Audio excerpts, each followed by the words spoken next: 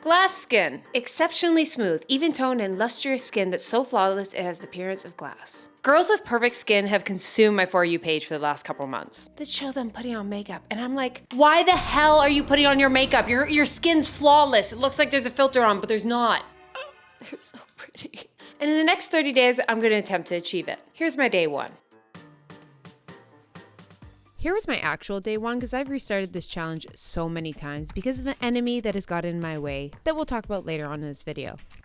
So step number one is absolutely dialing in my skincare routine. Morning routine. My active, vitamin C, a hydrating serum because I need all the hydration. Locking in with a moisturizer, and yes, I lock it in with the oil on top of that because I'm a dry gal. And then of course, sunscreen, because I used to be like, why do I have such red skin? Now cluing in that your skin was often burned from the sun because you didn't wear sunscreen. Evening, the active I'll be using is retinol, hydrating serum, moisturizer, and oil. At night, I take my makeup off by double cleansing, first with a cleansing balm to get off the makeup, and then go in with a gel cleanser to really get that dirt off. And also switched out all my makeup products to make sure none agitated my skin, and also had skincare benefits, so they were helping my skin as they sat on my face all day. Very basic. A lot would say I don't need the oil. A lot would be like, yes you do, because you're dry, mother effer. And yes, for my acne prone girls, I think it is an active, a moisturizer, and sunscreen protection is really the basic of most skincare routines. No progress so far, but that's to be expected, but at least my skin's not getting worse. Now here's my before. I've had an interesting skincare journey. I always had horrible red patchy skin that I thought was acne and absolutely incurable. And I had an aha moment 3 years ago of being like, why can't I fix this? Like, I'm not the only person to have red patchy awful skin, and did a big deep dive. Turned out I have very dry sensitive skin, not acne prone. So all those drying things I was doing, yes, doing more harm than good. And my first aha moment was trying vitamin C for the first time and actually seeing a product that literally changed my skin. And for the last 3 years, my skin has been night and day better than it used to be. But in those 3 years, not a single day has gone by that I'm not just like, ugh. It'd be so nice to just not have a single blemish, not one. And have zero desire to want to put on foundation. My skin is looking great, but I attacked this guy. And that guy was, I don't even know, I think it was a mosquito bite actually. I just want to get to that point of like, how would my skin look if I just didn't have those? Now this skincare routine, you're probably saying, hey, that seems pretty simple. Do that for 30 days, see what happens. But there is a villain to this story. OCD, compulsive picking. I picked till I broke blood vessels. I don't think I've ever done that. I've just hit my breaking point where I'm like, I hit puberty like 15 years ago. How am I still picking at my skin and pimples? And I'm just so annoyed with myself. I don't know if it's like being nicer to myself, being meaner to myself, more self-discipline. I don't know if my skincare products are wrong. I'm just sick of my bullshit. Do you see that little bump right there? No, you don't, but I do. And you bet your ass I'll attack it. It's stressed after work. Go to the mirror and start picking. On a Zoom meeting and bored. Hands resting on my chin. Picking. Editing a video. Picking. And this is utterly embarrassing because people don't get it. And it just seems like this really weird, like you're gross and weird, but like, whew, there has not been a single day since I was probably 13 years old I haven't picked at my skin, even though I don't want to, even though there's not something there. I just physically can't. I can't go a day without it. And I hate myself. And it's not a pick. It's the girls who get it, get it. I'll be better tomorrow. It's not just sitting there popping pimple like, oh, you're done. It's you pop the pimple and 2 hours goes by. And it used to be a coping mechanism when I was a little girl in a living situation that brought a lot of stress. And it was where I would hide away. And it's been 15 years and I can't get over it. And it's maddening. Get it together, Kelt. Get it together. It's not life or death. It's just some skin. It's not that deep. It's not that deep. But sometimes I'm like, my God, why can't you just be normal? Why do you have to be fucked in the head? Just kidding. If you're neurodivergent, you're not fucked in the head. You were just dealt some odd cards, and we're all oddballs together. Okay? Makeup. Don't want the makeup running. Humorous defense mechanism. I just had a facial.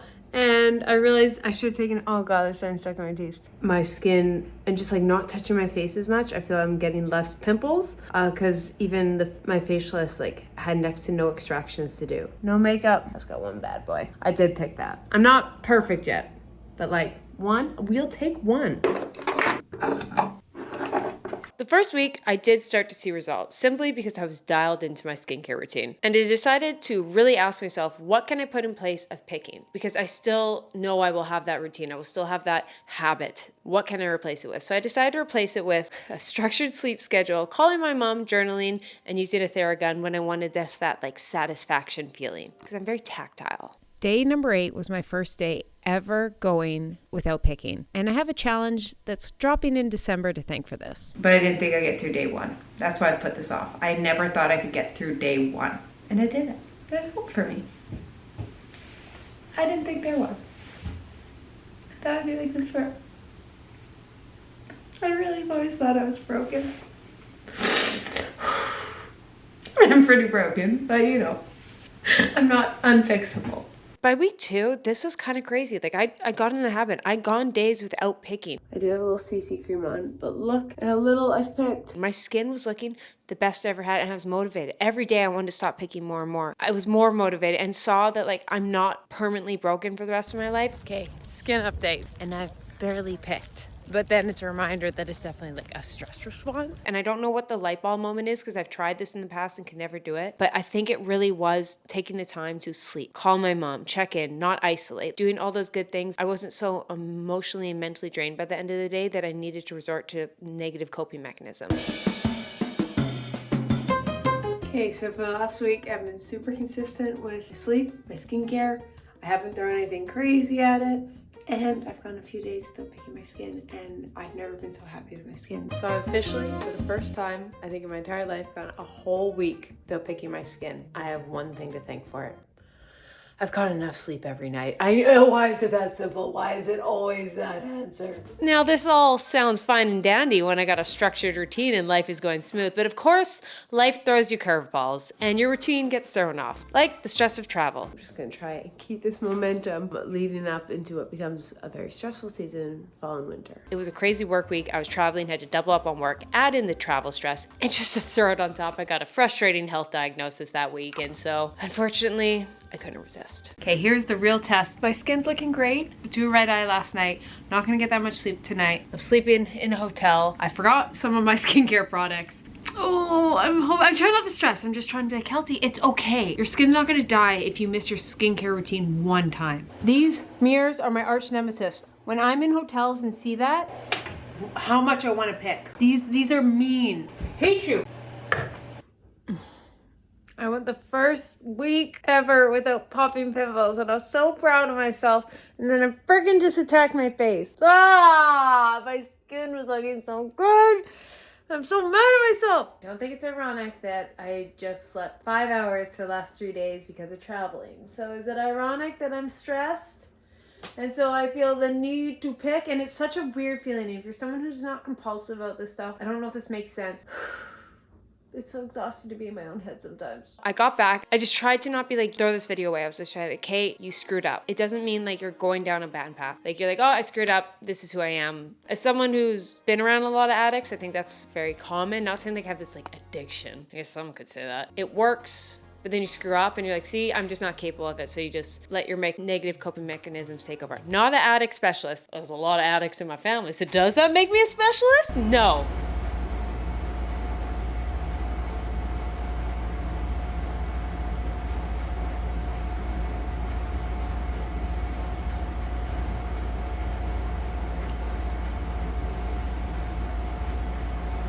But I just was like, hey, just try and get back into it. Get back on your sleep routine. Do those things and feel luxurious. I think that's always the biggest thing that's really helped me in my skincare journey is like when I do my skincare, try not to think of it as this laborious task, because I do. I think it's laborious. Those girls who do it and it looks so lovely, I like watching it. I don't like doing it. But I really try to like week 3 be like, get the satisfaction I usually get from picking through putting my skincare on.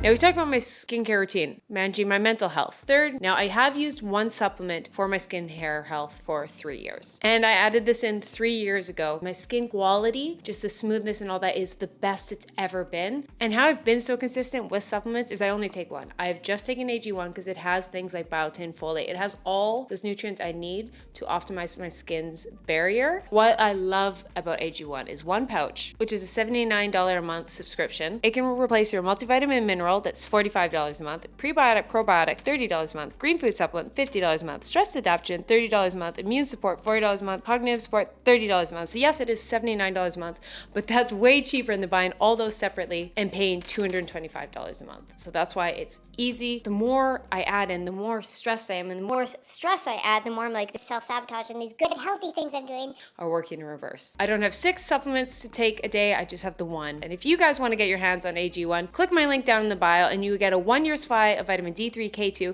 and 5 free travel packets with your first purchase. Now, week 3, I kind of started to panic because I was like, this video, I've got a couple days left. I gotta get my skin perfect. What can I possibly throw at it? And then I was like, oh my God, wrinkles. I'm gonna have a wrinkle in this. So I bought that new device and I've been using it for 2 weeks to try and get rid of the wrinkles on my face. And then I bought this other weird collagen thing. And then I was doing masks every night and I was doing all this stuff. I was still picking. And I realized I had this crazy elaborate evening routine that wasn't relaxing me because I was throwing everything at the wall. I was wasting all this money and I'm stressed about money because taxes every year screw me. And we're constantly reminded, are we in a recession? I don't know at this point. I'm so confused. So after week 3, everything, I was like, let's just Slow down. I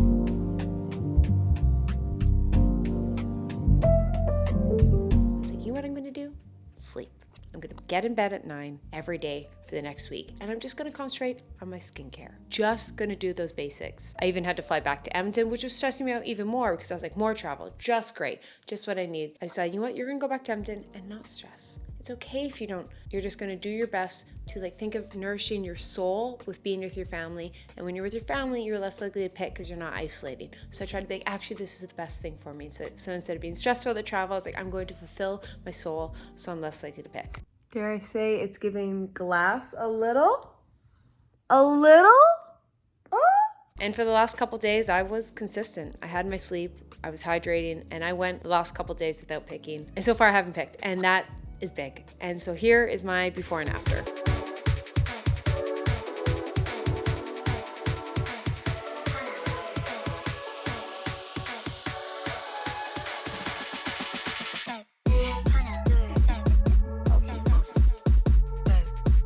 This is actually part of a bigger video I'm working on. Skin picking is one part of it. I wonder if any of you guys will guess what the video is. It's coming out in January, something I've been working on for a long time. And I'm really trying not to be so black and white. You screw it up once, you might as well sabotage everything else because you're a failure. And I'm starting to really think of less of that pull of just don't do it, this willpower, and a bit more of feed yourself with the good stuff, sleep enough, rest enough, call your mom, go out with your friends, put up boundaries. And I'm realizing the more I do those things, the less likely I am to self-sabotage versus self-sabotaging and be like, why are you so dumb? Which makes me hate myself more, which makes me self-sabotage more. As much as glass skin can be the goal, and you can get your skin pretty darn close, and some days it will be, just like every day you're not gonna wake up in the best shape of your life. You're gonna be sore and tired, even if you are working out consistently. Skins like that, it sounds obvious, but have to give myself some grace that I'll always have a pimple or something. That will always happen. You can do your best to make sure your skin is healthy, just accepting that pimple and not thinking I have to go nuke it as soon as I see it. And that's a big thing for me, seeing a pimple and just be like, it's okay,